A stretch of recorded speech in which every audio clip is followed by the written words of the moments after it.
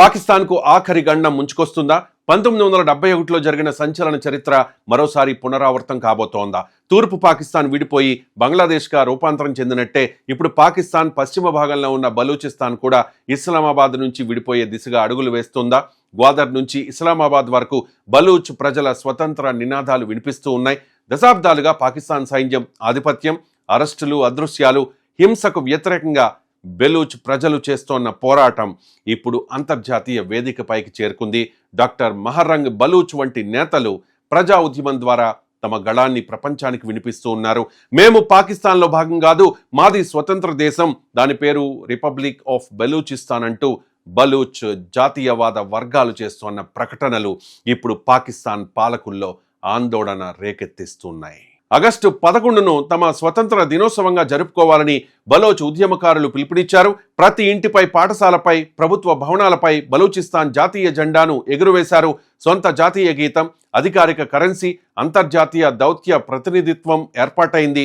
ఒకవైపు బలూచ్ ప్రజలు జాతీయ జెండాలు చేతపట్టుకుని రోడ్లపైకి వచ్చి తమ స్వతంత్రాన్ని ప్రకటించుకుంటుంటే, మరోవైపు జనావాసాలపై సైనిక చర్యలు, వైమానిక దాడులు, అరెస్టులు, అదృశ్యాలు, మహిళలపై వేధింపులు కొనసాగుతూ ఉన్నాయి. అంటే బలూచిస్తాన్లో ఇప్పుడు కనిపిస్తోన్న దృశ్యం ఒక్కటే కాదు, ఒకే నేలపై రెండు విరుద్ధమైన చిత్రాలు కనిపిస్తూ ఉన్నాయి. ఒకవైపు స్వేచ్ఛ కోసం సంబరాలు, మరోవైపు ఆ స్వేచ్ఛను అణచివేయడానికి పాకిస్తాన్ భద్రతా బలగాల ప్రయత్నాలు. మరి అసలు ఆగస్టు 11కే బలూచ్ నేతలు ఎందుకు అంత ఇంపార్టెన్స్ ఇస్తూ ఉన్నట్టు? దాని వెనుక దశాబ్దాల చరిత్ర ఉంది. ఎన్నోసార్లు మనం చెప్పుకున్నాం, మళ్ళీ ఒకసారి చెప్తాను. 1947లో బ్రిటిష్ పాలన ముగిసే సమయంలో బలూచిస్తాన్లోని ఖలాత్ ఖానేట్ తన భవిష్యత్పై స్వతంత్ర నిర్ణయం తీసుకునే ప్రయత్నం చేసింది. బలూచ్ నేతల వాదన ప్రకారం 1947 ఆగస్టు 11న ఖలాత్ స్వతంత్రాన్ని ప్రకటించింది. ఆ తర్వాత పాకిస్తాన్తో సంబంధాలపై చర్చలు కూడా జరిగాయి. కానీ 1948లో పాకిస్తాన్ సైన్యం ఖలాత్ ప్రాంతంలోకి ప్రవేశించడంతో పరిస్థితి పూర్తిగా మారిపోయింది. చివరకు బలూచిస్తాన్ పాకిస్తాన్లో విలీనమైంది. అయితే బలూచ్ జాతీయవాదుల దృష్టిలో మాత్రం అదే రోజు నుంచి తమ అసలు స్వతంత్ర పోరాటం ప్రారంభమైంది. ఇప్పటికీ ఆ గాయం మానలేదని వారు చెబుతూ ఉంటారు. బలూచ్ ప్రజలపై పాకిస్తాన్ సైన్యం, భద్రతా సంస్థలు తీవ్ర అణిచివేతకు పాల్పడుతూ ఉన్నాయని మానవ హక్కుల కార్యకర్తలు, బలూచ్ ఉద్యమకారులు ఆరోపిస్తూ ఉన్నారు. ముఖ్యంగా కిల్ అండ్ డంప్ అనే ఆరోపణలు పదే పదే తెరపైకి వస్తూ ఉన్నాయి. అంటే అదృశ్యమైన వ్యక్తులు తర్వాత శవాలుగా కనిపించడం. ఇక బెలూచిస్తాన్లో జరుగుతోన్న ఈ పరిణామాల మధ్యే సాధారణ పౌరుల భద్రతపై ఆందోళనలు మరింత పెరిగాయి. బెలూచ్ హక్కుల సంస్థలు చాలా కాలంగా పాకిస్తాన్ భద్రతా బలగాలపై బలవంతపు అదృశ్యాలు, అక్రమ అరెస్టులు, హింస, హత్యలు, నిరసనల్ని అణచివేయడం వంటి తీవ్రమైన ఆరోపణలు చేస్తూ ఉన్నాయి.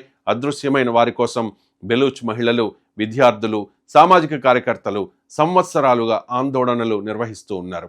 తమ భర్తలు, కుమారులు, సోదరులు ఎక్కడున్నారో తెలియకుండా కుటుంబాలు ఎదురు చూస్తున్న పరిస్థితులు ఉన్నాయని హక్కుల సంఘాలు చెబుతూ ఉన్నాయి, ఆవేదన వ్యక్తం చేస్తూ ఉన్నాయి.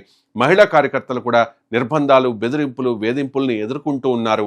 వేర్పాటువాదానికి మద్దతు పలికిన నాయకుల్ని కిడ్నాప్ చేయడం, వారి భార్యల్ని లైంగికంగా అనుభవించడం పాకిస్తాన్ సైన్యానికి అలవాటుగా మారిపోయింది.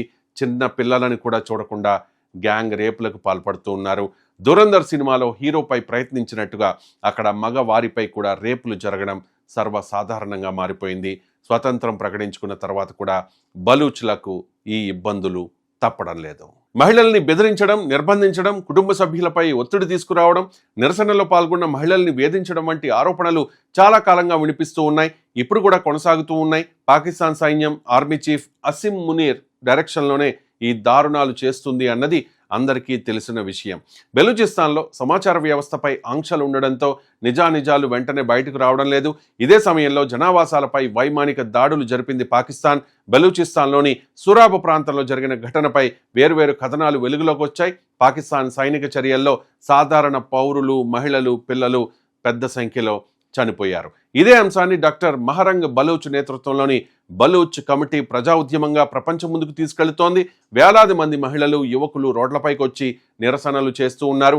పాకిస్తాన్ భద్రతా సంస్థలు అదృశ్యం చేశాయని ఆరోపిస్తోన్న బలూచ్ యువకుల ఆచూకీ చెప్పాలని ప్రభుత్వాన్ని డిమాండ్ చేస్తూ ఉన్నారు. అంటే ఒకవైపు ప్రజా ఉద్యమం, మరోవైపు సాయుధ తిరుగుబాటు. బలూచిస్తాన్ లిబరేషన్ ఆర్మీ వంటి సాయుధ సంస్థలు పాకిస్తాన్ భద్రతా బలగాలపై దాడులు కొనసాగిస్తూ ఉన్నాయి. కొన్ని సందర్భాల్లో పోలీస్ స్టేషన్లు, సైనిక స్థావరాలు, రహదారులు, భద్రతా కాన్వాయిలు లక్ష్యంగా మారుతున్నాయి. ఇక బెలూచిస్తాన్లో చైనా పెట్టుబడులు పెరగడం ఈ మొత్తం సమస్యను మరింత అంతర్జాతీయ స్థాయికి తీసుకెళ్లింది. ఎందుకంటే బెలూచిస్తాన్లోనే గ్వాదర్ పోర్ట్ ఉంది. చైనా పాకిస్తాన్ ఆర్థిక కారిడార్కు గ్వాదర్ కీలక కేంద్రం.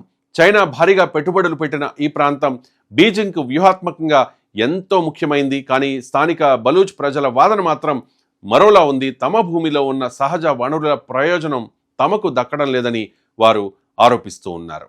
బెలూచిస్తాన్లో రేకోడిక్ వంటి భారీ రాగి, బంగారు గనులున్నాయి. సూయి ప్రాంతంలో సహజ వాయువు నిల్వలున్నాయి. అపారమైన ఖనిజ సంపదతో పాటు అరేబియా సముద్రానికి నేరుగా చేరుకునే గ్వాదర్ పోర్ట్ కూడా ఉంది. అంటే సహజ వనరులు ఒకవైపు, వ్యూహాత్మక భౌగోళిక స్థానం మరోవైపు, చైనా పెట్టుబడులు ఇంకోవైపు. ఇవన్నీ కలిపితే బెలూచిస్తాన్ ఎందుకు అంత కీలక ప్రాంతమో అర్థమవుతుంది. చైనా పాకిస్తాన్ ఆర్థిక కారిడార్కు సంబంధించిన భారీ పెట్టుబడుల భద్రతపై కూడా బీజింగ్కు ఆందోళనలు పెరుగుతూ ఉన్నాయి. చైనా ఇంజనీర్లు, కార్మికులు గతంలో బెలూచ్ల దాడులకు గురయ్యారు. ప్రాజెక్టులు గతంలో పలు దాడులకు గురయ్యాయి. గ్వాదర్ ప్రాంతంలో చైనా ప్రయోజనాలపై జరిగే దాడులు పాకిస్తాన్తో పాటు చైనాకు కూడా పెద్ద భద్రతా సవాలుగా మారుతూ ఉన్నాయి. ఇక బెలూచ్ ఉద్యమకారులు తమ పోరాటాన్ని పాకిస్తాన్ అంతర్గత సమస్యగా మాత్రమే చూడడం లేదు, అంతర్జాతీయ సమాజం దృష్టిని ఆకర్షించడానికి ప్రయత్నిస్తూ ఉన్నారు. భారత్, అమెరికా, యూరోపియన్ యూనియన్, ఐక్యరాజ్య సమితి వంటి అంతర్జాతీయ వేదికలు బలూచ్ ప్రజల సమస్యను గుర్తించాలని, తమకు దౌత్యపరమైన మద్దతు ఇవ్వాలని బెలూచ్ జాతీయవాద నేతలు కోరుతూ ఉన్నారు. పాకిస్తాన్పై తీవ్ర ఆరోపణలు చేస్తూ కశ్మీర్ అంశం నుంచి బంగ్లాదేశ్ అంశం వరకు, ఆఫ్ఘనిస్తాన్లో తాలిబాన్ ఎదుగుదల నుంచి ఉగ్రవాదం వరకు పాకిస్తాన్ విధానాలే దక్షిణాసియా అస్థిరతకు కారణమని బలూచ్ ఉద్యమకారులు విమర్శిస్తూ ఉన్నారు. అయితే ఇక్కడ ఒక కీలకమైన విషయం గుర్తుంచుకోవాలి. బలూచ్ నేతలు చేస్తున్న ప్రకటనలు ఒకవైపు, అంతర్జాతీయ సమాజం అధికారికంగా తీసుకునే నిర్ణయాలు మరోవైపు. ప్రస్తుతం రిపబ్లిక్ ఆఫ్ బెలూచిస్తాన్కు ఐక్యరాజ్య సమితి లేదా ప్రపంచంలోని ప్రధాన దేశాల అధికారిక గుర్తింపు లేదు. పాకిస్తాన్ మాత్రం బెలూచిస్తాన్ను తన సార్వభౌమ భూభాగంగానే పరిగణిస్తోంది. అందుకే ఇప్పుడు అసలు పరీక్ష అంతర్జాతీయ దౌత్యంలోనే ఉంటుంది. పాకిస్తాన్ ఇప్పటికే ఆర్థిక సంక్షోభం, రాజకీయ అస్థిరత, భద్రతా సమస్యలతో సతమతమవుతోంది. మరోవైపు చైనా తన భారీ పెట్టుబడులు ఉన్న గ్వాదర్, సిపెక్ ప్రాజెక్టుల భద్రతపై ఆందోళన చెందుతోంది. ఈ సమయంలో బెలూచిస్తాన్ స్వతంత్ర ఉద్యమం మరింత బలపడితే అది కేవలం పాకిస్తాన్కు అంతర్గత సమస్యగా ఉండదు. చైనా ప్రయోజనాలు, అరేబియా సముద్ర భద్రత, మధ్య ఆసియా వాణిజ్య మార్గాలు, భారత్ చైనా వ్యూహాత్మక పోటీ, అమెరికా ఇండో పసిఫిక్ వ్యూహం ఇవన్నీ ఒకే చోట కలిసే అవకాశం ఉంది. అందుకే బెలూచిస్తాన్ సమస్యను దక్షిణాసియాలో మరో పెద్ద భౌగోళిక రాజకీయ సంక్షోభంగా చూడాలి. 1971లో తూర్పు పాకిస్తాన్లో ఏర్పడిన రాజకీయ, సైనిక, మానవతా సంక్షోభం చివరకు బంగ్లాదేశ్ ఆవిర్భావానికి దారితీసింది. ఇప్పుడు బెలూచిస్తాన్లో కూడా అదే తరహా పరిస్థితి ఏర్పడుతుందా అనే ప్రశ్న ప్రపంచవ్యాప్తంగా చర్చకొస్తోంది. అయితే అది ఇప్పుడే జరుగుతుంది అని చెప్పడం సాధ్యం కాదు. ఎందుకంటే పాకిస్తాన్ సైన్యం ఇప్పటికీ బలమైన శక్తిగా ఉంది. అంతర్జాతీయంగా కూడా బలూచిస్తాన్కు అధికారిక గుర్తింపు లేదు. మరోవైపు బలూచ్ సాయుధ సంస్థలు కొనసాగిస్తున్న దాడులు పరిస్థితిని మరింత సంక్లిష్టం చేస్తున్నాయి. కానీ ఒక విషయం మాత్రం స్పష్టంగా కనిపిస్తోంది. బలూచిస్తాన్ సమస్యను ఇక ఇస్లామాబాద్ కేవలం స్థానిక సమస్యగా పక్కన పెట్టే పరిస్థితి లేదు. ప్రజా ఉద్యమం, సాయుధ తిరుగుబాటు, చైనా పెట్టుబడులు, గ్వాదర్ పోర్ట్, సహజ వనరులు, అంతర్జాతీయ దౌత్య ప్రయత్నాలు ఇవన్నీ ఒకదానితో ఒకటి కలిసిపోతూ ఉన్నాయి. ఇక భారత్, అమెరికా, రష్యా వంటి పెద్ద శక్తులు భవిష్యత్తులో బెలూచిస్తాన్ సమస్యపై ఎలాంటి వైఖరి తీసుకుంటాయి అన్నది ఇక్కడ అత్యంత కీలకమైన విషయం. ఒకవేళ ఈ దేశాలు బలూచ్ ప్రజల డిమాండ్లకు రాజకీయంగా లేదా దౌత్యపరంగా మద్దతిస్తే పాకిస్తాన్పై ఒత్తిడి భారీగా పెరిగే అవకాశం ఉంటుంది. అయితే ఇప్పటివరకు భారత్, అమెరికా, రష్యా అధికారికంగా బలూచిస్తాన్ స్వతంత్రాన్ని గుర్తించిన పరిస్థితి లేదు. అందుకే ప్రస్తుతం ఇది ఒక సంచలన పోరాటం, ఒక పెద్ద భౌగోళిక రాజకీయ పజిల్. ఒకవైపు పాకిస్తాన్ తన భూభాగాన్ని కాపాడుకోవడానికి ప్రయత్నిస్తోంది. మరోవైపు బలూచ్ జాతీయవాదులు తమకు కోల్పోయిన స్వతంత్రాన్ని తిరిగి సాధించాలంటున్నారు. చైనా తన పెట్టుబడుల్ని కాపాడుకోవాలని చూస్తోంది. అంతర్జాతీయ సమాజం మాత్రం పరిస్థితిని గమనిస్తోంది. మరి 1971 చరిత్ర మళ్ళీ పునరావృతమవుతుందా? పాకిస్తాన్ మరో ప్రాంతాన్ని కోల్పోబోతోందా? ప్రపంచ పటంలో మరో కొత్త దేశం పుట్టుకొస్తుందా? లేక పాకిస్తాన్ సైన్యం ఈ ఉద్యమాన్ని అణిచివేయగలుగుతుందా? ఇప్పుడే సమాధానం చెప్పలేం. కానీ బలూచిస్తాన్ నుంచి వినిపిస్తోన్న స్వతంత్ర నినాదాలు ఒక విషయాన్ని మాత్రం స్పష్టంగా చెబుతూ ఉన్నాయి. దశాబ్దాలుగా అణిచివేయబడ్డామని భావిస్తోన్న ఒక ప్రజా ఉద్యమం ఇప్పుడు అంతర్జాతీయ వేదికపై తన గళాన్ని మరింత బలంగా వినిపిస్తోంది. ఈ పోరాటం ఏ మలుపు తిరుగుతుంది? పాకిస్తాన్ భవిష్యత్తును ఇది ఎంతవరకు ప్రభావితం చేయగలుగుతుంది? దక్షిణాసియా భౌగోళిక రాజకీయాలను ఇది మార్చగలుగుతుందా? అన్నిటికంటే ముఖ్యంగా 1971లో జరిగిన చరిత్రకు మరో అధ్యాయం రాయబడుతుందా? ఇదే ఇప్పుడు ప్రపంచం మొత్తం ఆసక్తిగా గమనిస్తోన్న పెద్ద ప్రశ్న. Please like, share, subscribe 99 TV.